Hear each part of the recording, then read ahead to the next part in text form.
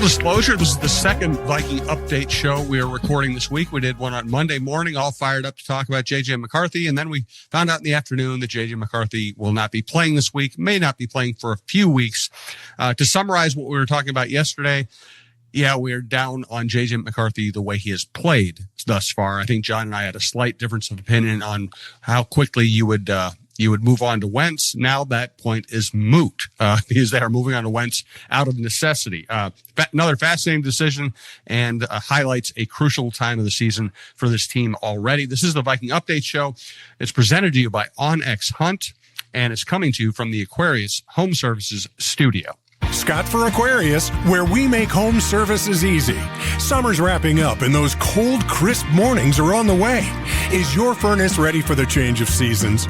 Upgrade now with 36 months 0% financing and stay comfy from the last warm afternoon to the cold winter ahead. Beat Mother Nature at her own game. Schedule your free estimate at AquariusHomeservices.com. Financing based on credit approval. Aquarius, earning the right to be recommended. Hey, this is Randy Shaver. Along with Kevin Gorg, we host the show Fantasy Huddle on Talk North. Each week, we're going to break down the matchups for the NFL season and try to give you the best chance to win your fantasy football games each and every week. Join us for Fantasy Huddle on Talk North. Also, welcome back to the Minnesota State Lottery, one of our recurring sponsors. We appreciate them jumping on with us as well. All right, let's get to it. The news of the day, McCarthy hurt his ankle. Sounds like a high ankle sprain. Those can be problematic. Wentz will play this week. Possibility that Wentz will play for a few weeks. O'Connell was hopeful that McCarthy won't end up on the IR, but you never know. There's also the possibility that Wentz comes in, lights it up, and they have new decisions to make. What do you make of this scenario? Yeah, this is a really complicated thing to happen right now because JJ is coming off a very rough game. He's really only played, one good quarter in the first 8. But the Minnesota Vikings plan coming into this season was we're going with the young quarterback. There's going to be some learning. There's going to be some growing pains and things like that. And we've just got to surround him and hope that he gets better and help him get better as the season goes along. Then he struggles in a primetime game. The whole offense looks completely disjointed. And then you also have this injury come up. So now not only do you have the question about when he is going to be healthy again, but now we get into what if Wentz plays well? What if he doesn't play well and Brosmer comes in and plays well? There's just, because McCarthy hasn't just kind of come out of the gates completely firing, it just makes this a much trickier situation to navigate over the next several weeks and months, as you're trying to have a team that gets into contention and is a playoff team. So, I don't know if it's a worst case scenario because it is just an ankle sprain, but it certainly is not going to be straightforward here for the next several weeks. No, there are ways this could work out.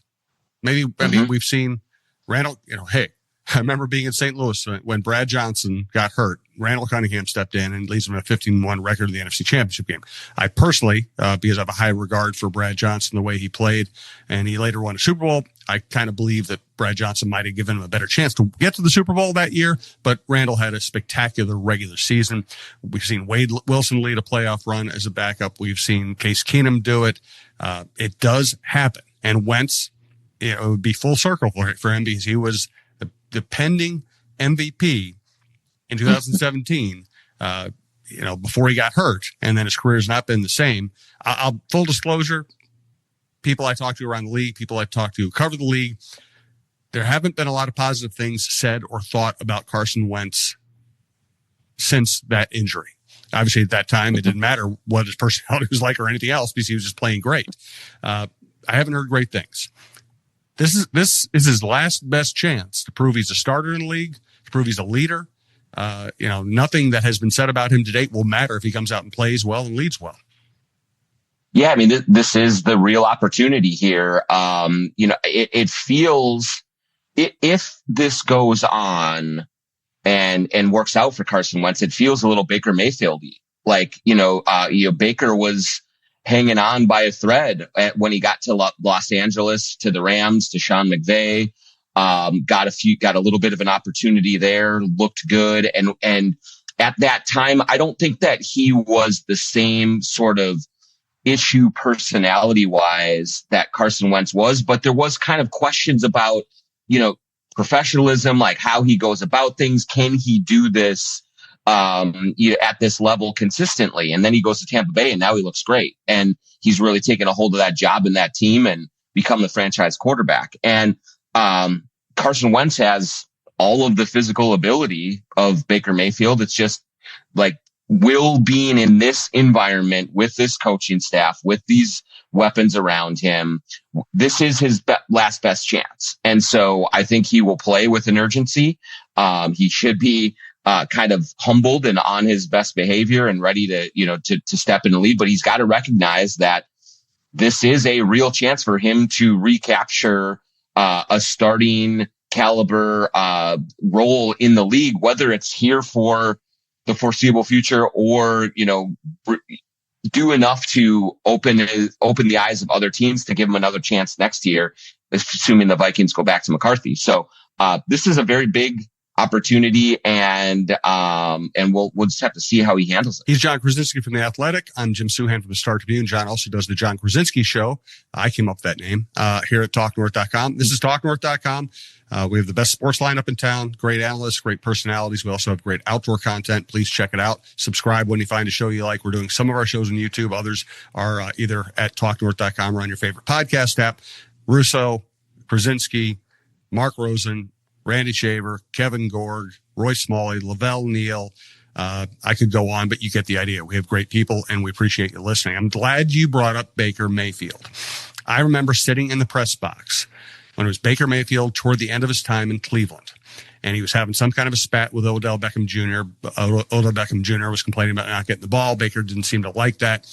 And from press box view, you can watch the patterns develop. You can see who's open. It's one of the reasons I was so down on Darnold the last two games last year. I could see the people he should have been getting the ball to.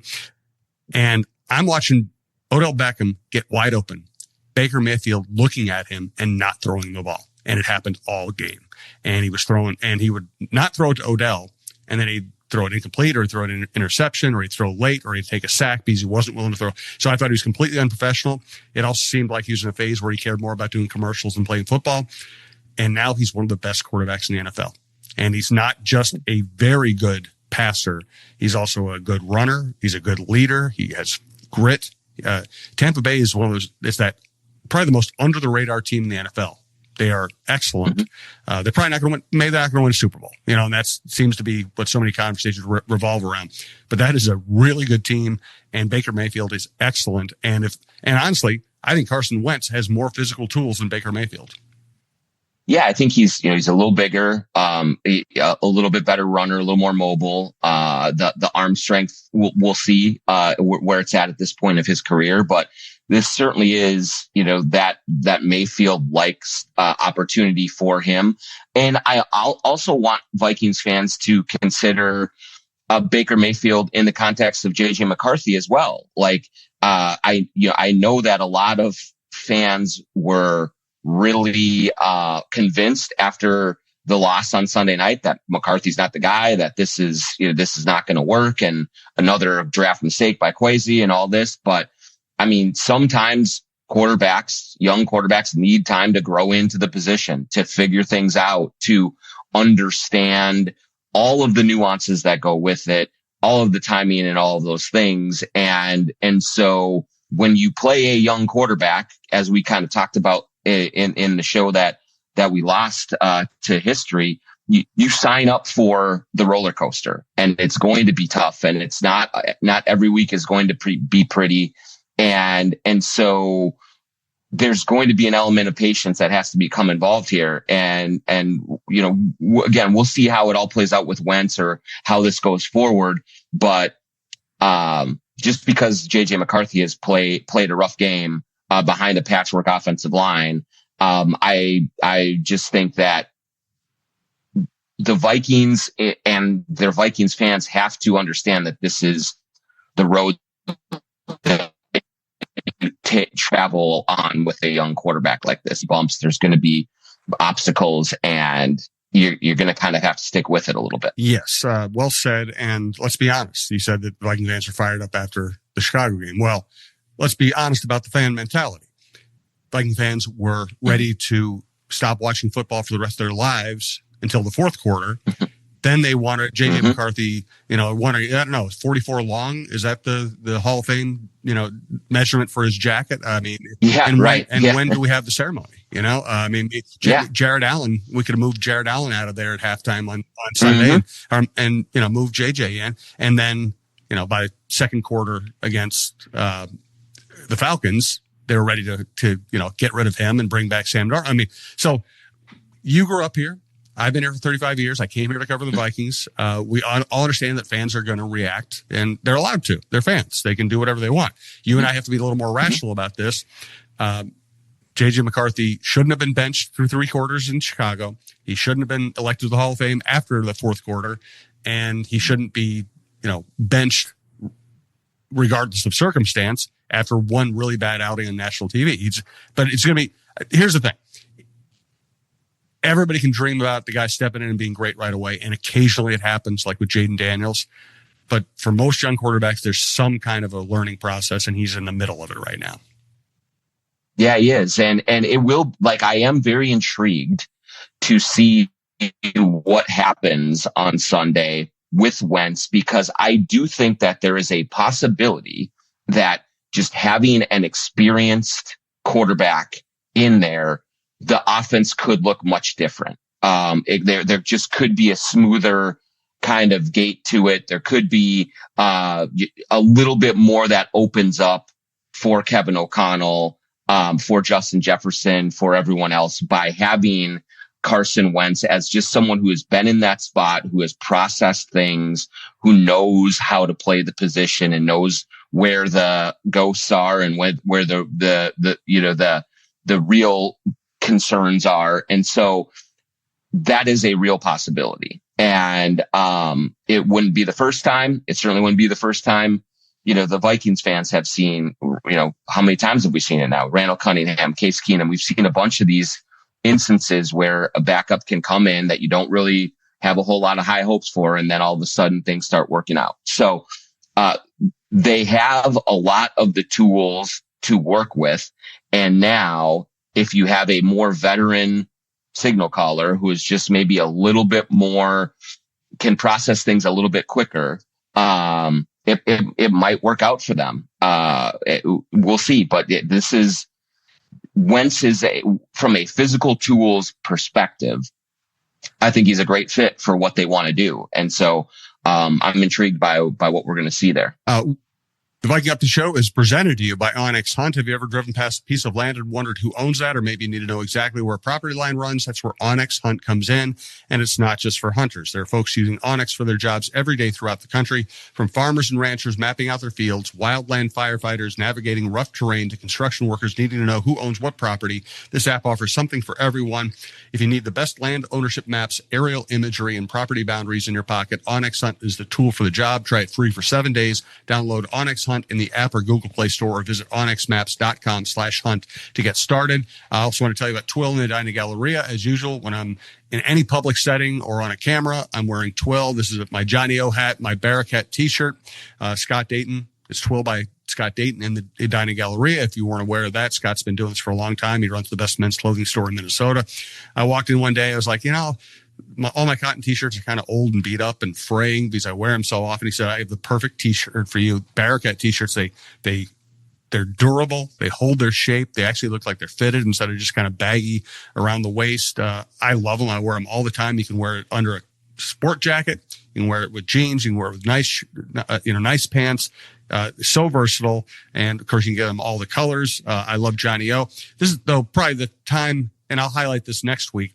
This is probably the time to go into Twill in the Edina Galleria and start looking at their fall collection. It's beautiful stuff. It's stuff you can wear to football games, wear to the hockey rink and feel warm, wear on a golf course. They've got you all covered. They're great people. Tell them we sent you. Say hello to Scott. Chat some sports with those guys and ladies who are working there. It'll just be the easiest coolest shopping experience you'll ever have. Twill in the United Galleria, twillmn.com. You can sign up for email alerts if you want to know when they're having a sale. Let's move away from the quarterbacks. We'll obviously come back because everything revolves around that right now. I just think we should recognize one thing that might be a little under the radar. The injuries are devastating. Yeah. If you count Addison being out with suspension, CJ Ham, who would be a real help to what they're dealing with right now, starting the year on IL. Now Cashman on there.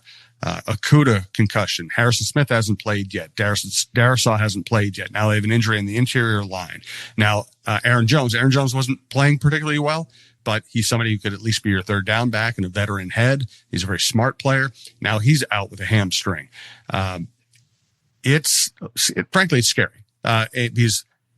Of course, we're going to focus on the quarterback. It's the most interesting position in sports, the most important position in sports, but they also don't, if you want to look at it a certain way, they're out like 8 or 9 of their 22 presumptive starters right now.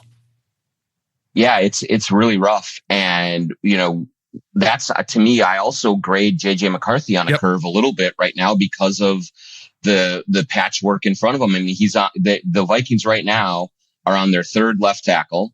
Ryan Kelly has a concussion and he has a history of concussions. So you worry about what's going to happen there. And then, you look at, Hawkinson even doesn't look like he's all the way back from his stuff. And this is quickly adding up to, making Bill Simmons says all the time, is it a season from hell type of a situation where it's kind of a little bit out of your control, but you have all of these things going wrong. Now McCarthy's hurt. And so, I think there are real concerns about just the level of injury. And we know how much Blake Cashman means to this defense. We saw it last year when he was out versus when he was in, what a difference he makes. And so, these are significant injuries. Their defensive backfield, we talked about it before the season started, Jim, you can't afford an injury because of how thin they are at cornerback. And now Okuda is hurt. And so there comes a point where you can only endure so much and go forward. And so I do think that is an enormous concern for this team in both the short and the long term. And it's an enormous concern for Carson Wentz, who's stepping in to this situation. And he's probably going to be running for his life a little bit. Now they get the Bengals on Sunday, which is nice because their defense isn't that great. Yeah, terrible defense and no Joe Burrow, but Browning he could play. Browning will turn the ball over, but he might also put up 35 points even while turning the ball over. Yes, especially when you're playing a defense that is a hamstrung, literally. And so, I do like what the Vikings do here to endure over the next couple of weeks while some of their guys are out is going to be key for them, because this is a stretch of the schedule, Jim, where they have to make hay, man. These next 3 games were some of the most quote unquote winnable games on their schedule. And so if you're trying to get to 10 wins, I was factoring all 3 of these in as victories probably. And so now if you're dropping 1 or 2 of them, or God forbid all 3, boy, the season starts to spiral pretty quickly. Yep. Home against Cincinnati without Joe Burrow and still with a terrible defense. That's a game you really need to win.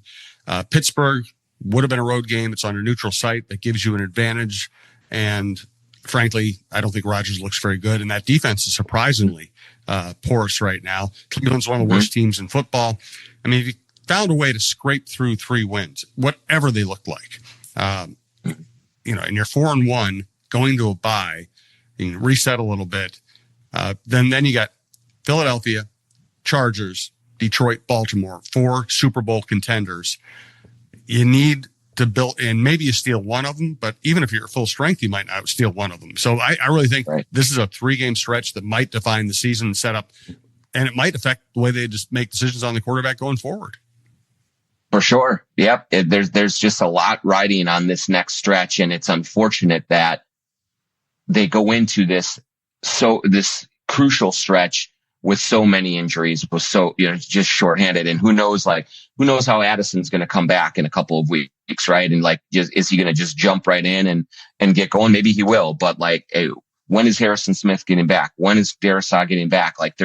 These are big pieces that are really important to what they do, that are currently, watching the games. And this team needs all the help it can get right now, and there's not much coming for it. Let's talk about Jordan Mason and Dallas Turner, two guys I think are going to be very key right now, especially with Van Ginkel out, if he remains out. First, we do want to thank Minnesota State Lottery. She's Jen, the ultimate Vikings fan. Okay, everybody, welcome to the Vikings Jan Show Fan Show. My special guest today is Jared Allen. So, Jared, who you got for the Vikings game this week? Minnesota Vikings. Me too. So that's our show. We'd like to thank our sponsor, the Minnesota Lottery, who reminds you this could be your year. Play the new Vikings Scratch Game for a shot at $100,000, game tickets, and more. Minnesota Lottery. I'm in. Must be 18 or older to play. And here's Talk North star Michael Russo for Clamshell Beach Resorts. Hey, have you been dreaming of a lake cabin lifestyle with boating, fishing, and family fun in northern Minnesota? Well, lately I've thought a lot about how cool it would be to have a getaway like so many Minnesotans. And if you're like me, you probably think that owning your own lakeside getaway is beyond your budget. Well, if you think lake cabin real estate prices keep going up, well, think again. This is Russo, and I'm here to tell you there is an affordable way to enjoy a cabin lifestyle and all that goes with it. And yes, I said affordable. I founded a Clamshell Beach Resort, which is located on the Whitefish chain of 14 lakes for you and your family to enjoy. Here's how. Clamshell has lake homes that offer deeded fractional ownership, and the keywords there are deeded and fractional. You own it. Imagine having 5 weeks a year to enjoy Clamshell with its beaches, pool, and lodge that's full of kids' activities. Is golf your game? There's a great golf course right across the road. Like winter sports? Well, you can go ice fishing, cross-country skiing, or snowmobiling right out the door at Clamshell. And there's no maintenance, no grass mowing, no snow removal. It's done all for you. And you can own a share of Clamshell Beach Resort at an affordable price. To learn more about ownership opportunities at Clamshell Beach Resort, go to cottagesonwhitefish.com or contact Pat Egan at 612-220-9819. That's cottagesonwhitefish.com or Pat Egan at 612-220-9819. All right, let's start with Jordan Mason. I think he's got to really bring it, and he has. But as hard as he ran against the Falcons, it was 9 carries for 30 yards. It was, he did what I'm not blaming him. I just think the offensive line was a mess, and the Falcons, for the first time I can remember since they went to the Super Bowl and had a 28-3 lead against Tom Brady, they actually have a defensive front that scares you. So that was partly matchup based, but I think they're going to have to lean heavily on Jordan Mason, at least being a threat that allows, Wentz to play, to use play action, to not just be dropping back all the time and getting his bell rung. Yeah. And, I think even prior to the Aaron Jones injury, what we were seeing was that Jordan Mason should be the featured back. They really didn't get going in Chicago until he became the primary guy back there to kind of bring the thumping. And I think with Jordan Mason back there, it does give the Vikings offense a tougher mentality, a more aggressive mentality. And that's what they need right now. They're on their heels a little bit. And so I do think that you need to just get him in there and say, boys up front, man, just plow forward and let's churn out some yards and get close, because he's been the most consistent player, offensive player on the team through these first 2 games. And he just needs more touches. I was thinking that all Sunday night, and it was kind of hard with the way that the game was playing out and unfolding, to get Mason a bunch of touches. But that's just got to be, I think, a big part of what the Vikings are doing going forward here, is get the ball in Mason's hands any way they can, because good things are generally going to happen. And it is a challenge with the offensive line issues to get a running game going. But if you become one dimensional with Carson Wentz, man, that just makes things so much more difficult. And so, I think that this was already going this way even before Jones got hurt. But now that now that Jones is kind of nursing an injury, it's got to be, Jordan Mason time, kind of heavy, as much as possible to just sustain some drives, convert some third and shorts. That's been a big problem for them so far, and just get the big guy back there and just have him run some people over and pick up a first down on 3rd and 2, which has been really difficult for this team so far. I don't want to be a doomsayer, but Jones is out with a hamstring. Xavier Scott is your other back. They not only need Jordan Mason to play well, they need him to stay healthy.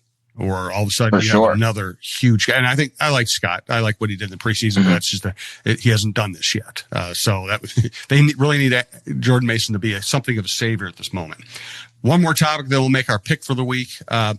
Dallas Turner. I watched him closely on Sunday night. I'm rewatching the game right now just to make sure I saw what I saw. As Roy Smalley always reminds me on Chin Music, a great Yogi Berra saying, you can see a lot by looking. It's, words to live by. Dallas Turner is not getting off blocks. If he has a lane, if he goes unblocked, or if, it's a back or maybe a tight end blocking him and he can shrug him off. Once he gets in open field, gets to use his speed, he looks pretty impressive. He's not getting off blocks. First 2 games against the Falcons, they ran right at him, and Bijan had 2 big runs, and that kind of set the tone for the night. They need Dallas Turner to be a better all-around football player than he is right now. They do. And we have seen, when all it takes for Dallas Turner is just to turn on the jets and be a physical specimen. Yeah, he could do that. And right now, what he looks like is a combine player, not a football player, where like you put him in shorts and have him run the 40, have him do kind of all the agility drills. And then you look at, everything that he does, but when he needs to think the game, when he needs to, play some chess out there, when he needs to deal with the blocking schemes that are coming at him and dissect it, and when he needs to read plays, man, he just looks lost out there. There's nothing that he has done so far that has been impressive other than closing quickly on a quarterback when he's got a free run at him.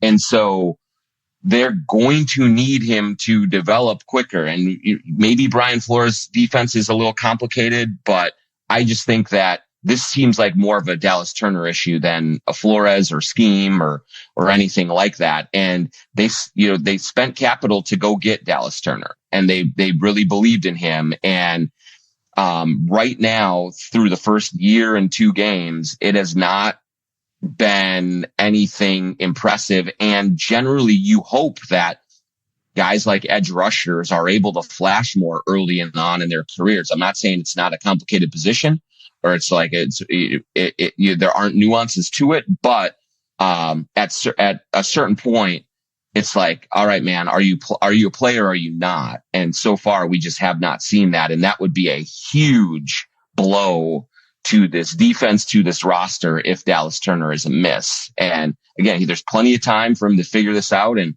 get it going. When you walk past him in the locker room, he looks like the part. He's just an incredible, physical dude, but they need him to start playing now, and they need him to start, getting after the quarterback and being disruptive. And he just hasn't been. Correct. One more topic, and then we'll get to our pick. Just for the wave of people who think Max Brosmer should be the starter right now, just a little perspective. Max Brosmer played 1 year in the Big Ten for and they had a good season. Gophers are a good program for an above average Big Ten team. I think that's fair to call them that. And he played well, started a little slowly, and he looked like a good kind of game managing quarterback. Now, I think he's better than that description. And I think he looked really good all summer. They would not have had him on the active roster if he hadn't impressed the heck out of him, if he didn't have a future. They would not, a team that's trying to win now would not just stash a future quarterback if they weren't very impressive. So kudos to him. He deserved all the praise he's gotten. But he played 1 year in the Big Ten, did not play for a national title, did not play for Jim Harbaugh. If you think J.J. McCarthy ain't ready, after playing multiple years in the Big Ten, after playing at Ohio State and in front of 100,000 every game, and playing for Jim Harbaugh, one of the great quarterback and coaches of all time, and won a national championship, making plays down the stretch. If JJ McCarthy ain't ready, I don't think there's any chance in hell Max Brosmer's ready right now. Yeah, I mean, look, he was impressive in the preseason. It looked like he had good command. It looked like, he has good instincts, and I like how he was anticipatory with his throws, and that's all like very intriguing stuff. And he absolutely earned a spot on the roster by playing as well as he did, because I don't think they could have got him through to the practice squad. I think another team would have scooped him up. That's great. But he will now benefit from the best kind of position you can be in professional sports.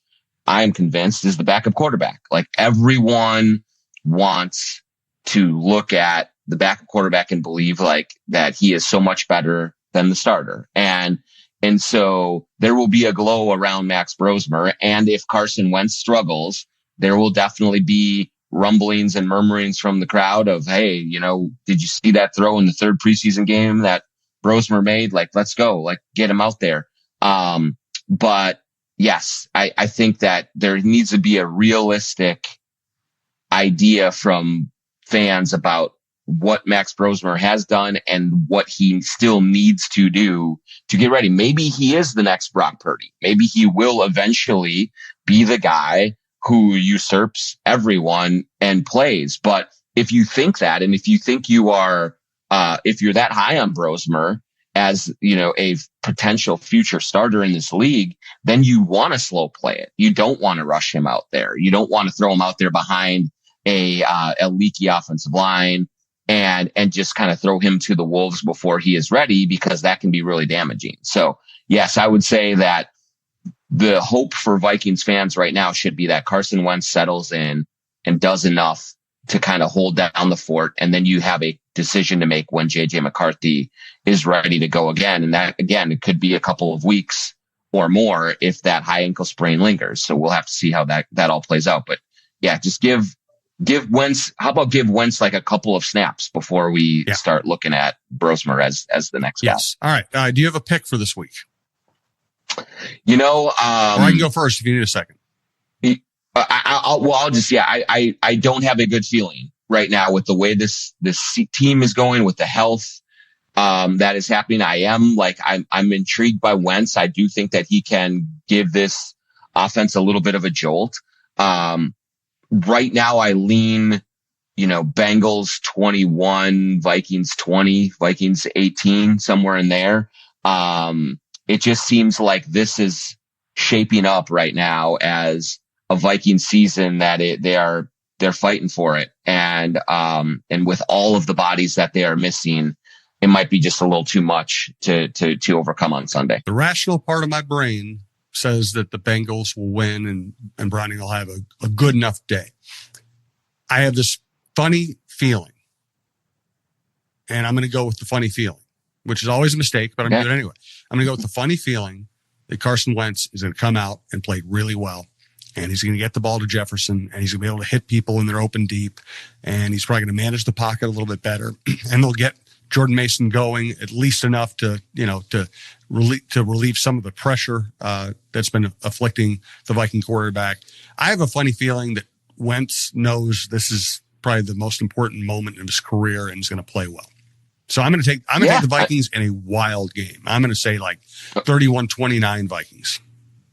Okay. Yeah. I mean, it's entirely possible. My one real concern about Wentz is less about ability, less about, him being settled in, but he wasn't with the team in the preseason. Like, he has not played kind of meaningful football in a while. And so is there going to be some rust he works through? But we have seen it before where, Bull Durham, don't think, just throw, just get out there and let it fly. And I do think that he is more capable of, a Josh Dobbs level type of just pull the rabbit out of your hat and just let it fly, play on instinct. and see what happens. And so that wouldn't surprise me at all. And if we're walking out of the Dome or the US Bank Stadium on Sunday afternoon and being like, wow, look at that. He made it happen. Yeah. With the state of this offense, there might be a blessing in that O'Connell knows he needs to simplify for Wentz, because sometimes, Kevin's an excellent coach. If he has a flaw, it's that he wants to scheme the most beautiful play possible. And he wants 18 moving parts all to work in perfect synchronicity. And with Wentz coming in with experience in this offense, he might just have to say, hey, throw the ball to JJ, hand it off to Jordan. And that might be the best plan for this team. And that may have been, Jim, that may be the best plan for JJ Yes. McCarthy going forward too. If you go back, I mean, fake tosses and the kind of trickeration and stuff, maybe, if they decide to go back to JJ when he's healthy, it might be like, hey, take a deep breath, KOC, and like just keep it simple for now and build on that as either one of these quarterbacks show that they're capable of handling a little bit more. Yes, sir. Thank you, John. Hey, thanks to everyone who watches. Thanks to everyone who listens. Thanks to all of our subscribers. Thanks also to all of our sponsors who make all this possible. We do appreciate it. Check out the John Krawczynski Show. It's one of our most popular shows on the network, and it's really ramping up toward the, tell everybody about your live show you have coming up. That's right. September 27th, at Head Flyer Brewing, John Krawczynski Show. The window, I think, is a 4 p.m. to 7 p.m. We'll probably go on around 5:30 or so, with Dane Moore. And we'll be previewing the Timberwolves season. Training camp opens 2 days after that. And we'll probably bring on a couple other special guests and have some giveaways as we always do. So come to Head Flyer Brewing in Northeast Minneapolis, September 27th. 4 to 7 p.m. Hang out with us and get some Wolves talk in. Might need it if this Viking season starts going down the drain. So we'll see about that, but hope to see everyone there. Thanks, everyone. We'll talk to you soon.